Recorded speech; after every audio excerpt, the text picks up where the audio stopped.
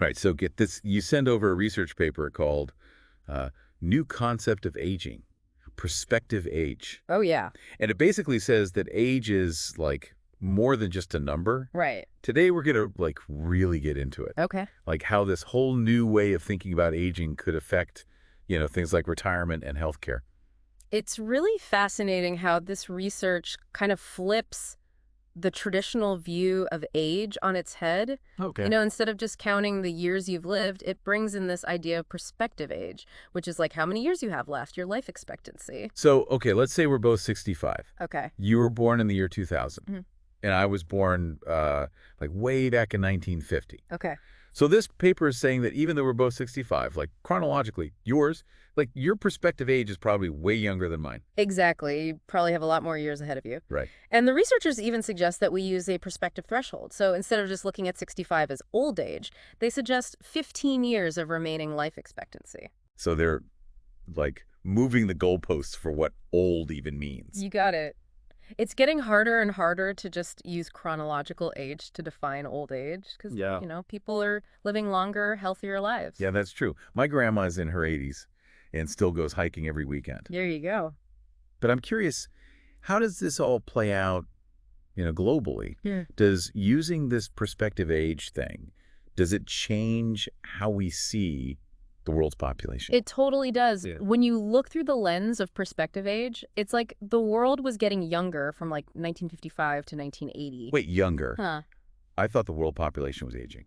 Like, everyone's always saying that. Yeah, well, traditional measures might show that, but perspective age paints a different picture. Okay. Mortality rates have improved, especially in developing countries. Right. People are living longer, even as they age. Wow. That's kind of a mind-blowing way to look at it. Sure. So we've got this new way to think about age. Right, It's like yes. changing how we understand the world's population. Mm. But this is for you.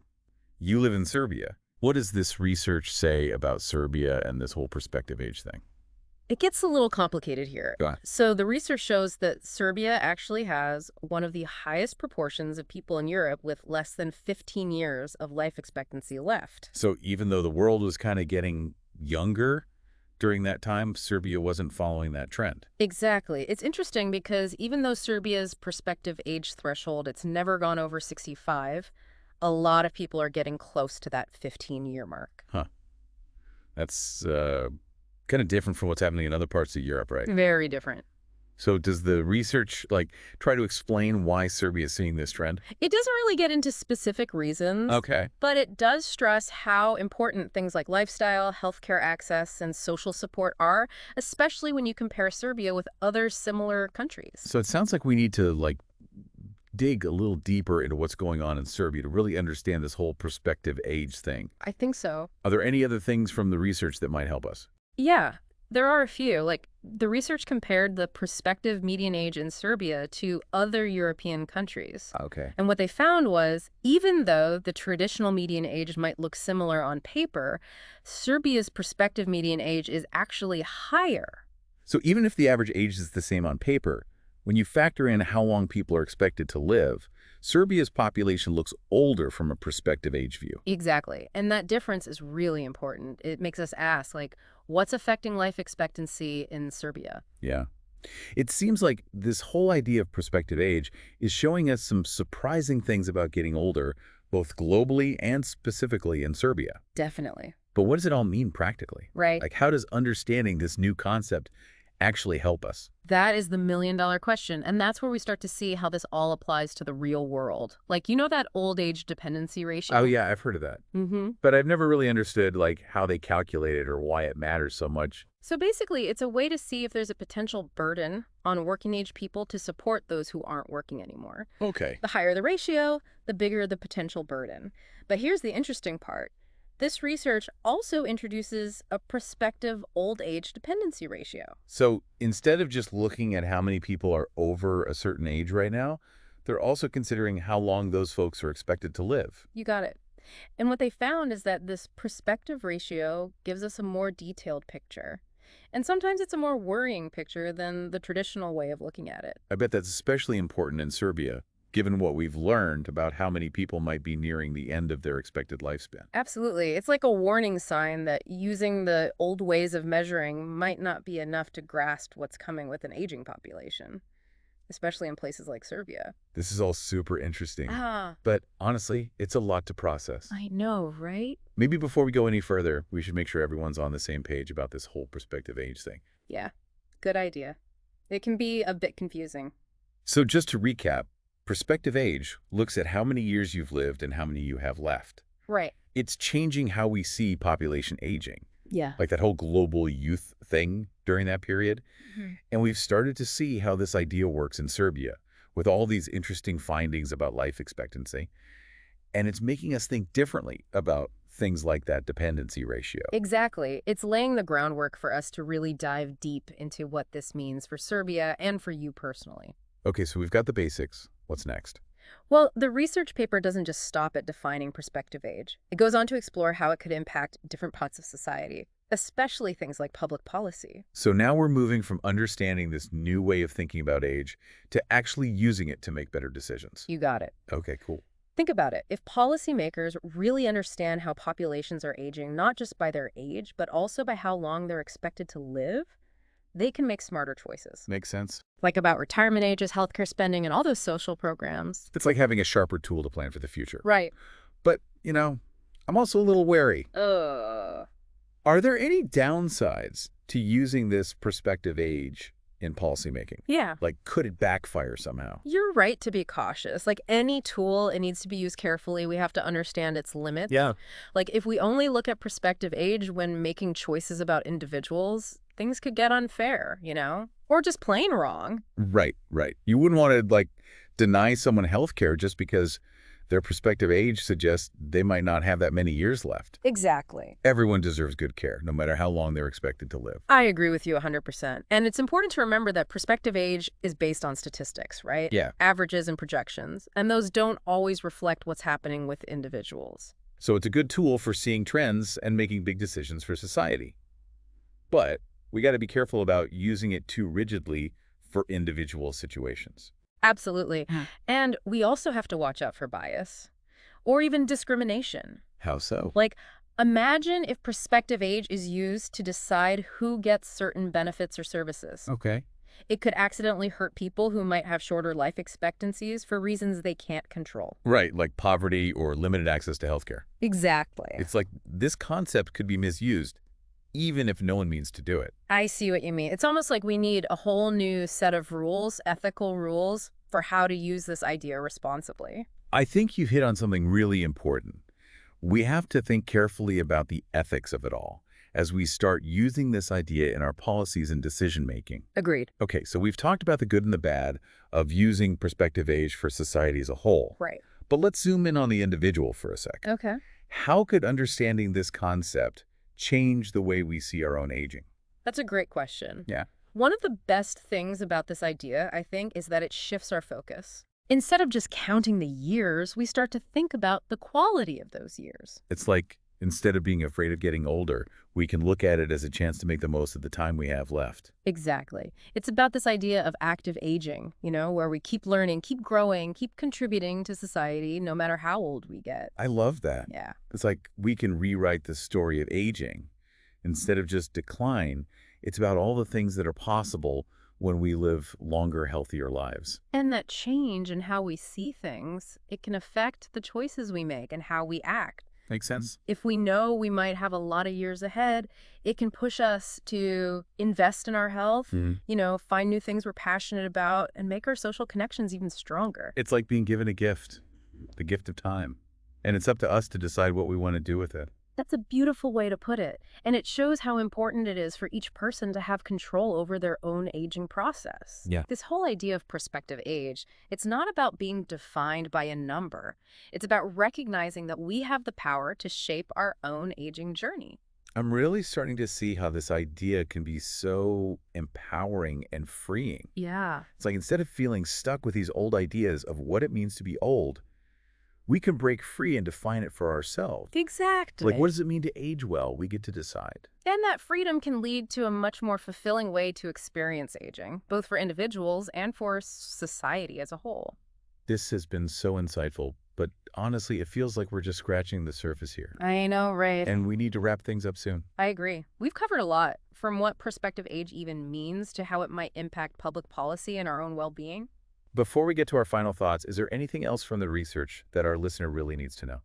Yes, actually. There's one more thing I want to highlight. The researchers really emphasize that this whole perspective age thing, it's not fixed, you know? It can change over time as life expectancy keeps changing. So it's not like you're born with a certain prospective age and that's it. Right. It's not set in stone.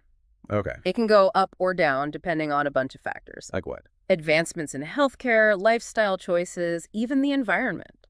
So even though we might have a certain prospective age today, it could be totally different in the future. Exactly. And that's why it's so important to be proactive about our health and well-being. It's not just something that happens to us.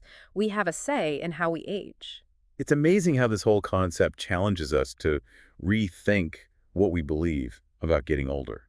It's not just something we have to accept. It's a process we can actually influence. I couldn't agree more. And that shift in how we see aging is super important as we live in a world where people are living longer and aging in completely new ways. Well, I don't know about you, but I'm feeling pretty inspired. Mm-hmm. But we should probably bring our listener back into the conversation now. Yeah, let's hear what they've been thinking about. So tell us, what are you thinking about this whole idea of prospective age? Has it made you question the way you've always thought about aging? And what about what it means for Serbia? What's really resonating with you as we connect this research to your own life? We want to hear your thoughts. We've been talking about prospective age and like how it could change the way we think about getting older. Totally. And it's not just about, individuals. Right. It's about how societies plan for the future. Okay. Imagine you're trying to design like a pension system in Serbia that actually works. Okay. And you know that a big chunk of the population might have less than 15 years left after they retire. Yeah. That changes things, right? It really does. Like using the old way of thinking about age just doesn't make sense anymore. Right. But how do we actually use this prospective age thing to make real decisions? Well, the research paper dives into that. Okay. It analyzes how this idea affects stuff like healthcare costs, pension systems, social support, all that. So we're talking about some pretty big stuff here. Oh, yeah, big time. For example, they found that using prospective age can give you a much better idea of how much healthcare is going to cost. Okay, yeah. Which is like super important for planning and budgeting, right? Makes sense. It can also help when it comes to changing pension systems, Okay. making sure they're actually sustainable for the long haul. It sounds like prospective age could be a really useful tool for governments to like get ready for an aging population. Exactly. But I'm also wondering about the potential downsides. Oh, yeah? Like, are there any unintended consequences to using this new concept? You always got to be careful with new tools, right? Right. Perspective age is no different. Okay. Like, if we only focus on perspective age and forget everything else, we could end up with some unfair or just wrong decisions about individual people. That's true. It wouldn't be right to, like, deny someone a certain medical treatment just because their prospective age suggests they might not have a lot of time left. Right. Everyone deserves the best possible care no matter what. Absolutely. And remember, perspective age is based on statistics, right? Yeah. It's about averages and predictions. Those don't always reflect what's going on in a specific person's life. So it's useful for seeing big trends and making decisions for society as a whole, but we shouldn't apply it too rigidly to individual cases. Exactly. And we got to be super careful about bias and discrimination, too. Oh, right. I hadn't thought about that. Like, if we use perspective age to decide who gets certain benefits or services, we could end up disadvantaging certain groups of people. Yeah. People who maybe have lower life expectancies because of things they can't control, like their income or where they live. Right. Things like that. So this concept has the potential to be misused, even if no one's intentionally trying to do harm. That's a really important point. As we start using this idea more and more, we have to think really carefully about the ethics of it all. Okay. How do we make sure it's used fairly and responsibly? Right. So we've talked about how this concept might play out in society. But what about on a personal level? Okay. How could understanding prospective age change the way we see our own aging process? I think one of the most powerful things about this idea is that it encourages us to shift our focus. How so? Instead of just counting birthdays, we start to think about the quality of the years we have left. Instead of dreading getting older, We can start to see it as an opportunity, Yeah, like a chance to make the most of the time we have. exactly. It's all about this idea of active aging, Okay. where we keep learning and growing and contributing to society, no matter how old we get. I love that. Yeah. It's like we're rewriting the whole story of what it means to age, Right. moving away from this idea that it's all downhill after a certain point. Exactly. And instead, we can focus on the possibilities that come with living longer and healthier lives. And that shift in perspective can have a huge impact on our choices and how we live our lives. Yeah, I can see that. If we know we might have many years ahead of us, it can motivate us to invest in our health. Find new passions, strengthen our relationships. It's like we're being given this gift, the gift of time, and we get to decide how to use it. That's a beautiful way to put it. And it highlights how important it is for each person to have control over their own aging process. Yeah. Perspective age isn't about being defined by a number. Okay. It's about realizing we have the power to shape our own journey. I'm really starting to see how this idea can be both empowering and liberating. Right. Instead of feeling trapped by all these expectations about what it means to be old, we can break free and define it for ourselves. Exactly. We get to decide what it means to age well. And that freedom can lead to a much more fulfilling experience of aging, both for individuals and for society as a whole. This has been so insightful, Yeah. but we've barely scratched the surface of this topic. I know. There's so much more to explore. And unfortunately, we need to wrap things up soon. I know. We've covered a lot of ground today, but I think there's one more thing our listeners should know. Okay, what's that? The researchers really want to emphasize that prospective age isn't static. What do you mean? It's not like you're born with a certain prospective age and that's it. Okay. Your prospective age can actually change over time. Really? Yeah, as life expectancy continues to evolve. So it's not a fixed number? Nope, it's dynamic. Yeah. It can fluctuate based on all sorts of things. Like what? Advancements in healthcare, the choices we make about how we live, even changes in the environment. So even though we might have a certain prospective age today, it could be totally different in the future. Exactly. And that's why it's so important to take a proactive approach to our health and well-being. Yeah. We're not just passive passengers on this aging journey. Right. We have the power to influence our own trajectories. I'm really struck by how this concept challenges us to rethink our assumptions about aging. Me too. It's not just something that happens to us. It's an ongoing process of growth and adaptation. I couldn't agree more. And that shift in perspective is essential as we navigate a world where people are living longer and aging differently than ever before. Well, I don't know about you, but I'm feeling pretty inspired right now. Yeah, me too. It's exciting to think about all the possibilities.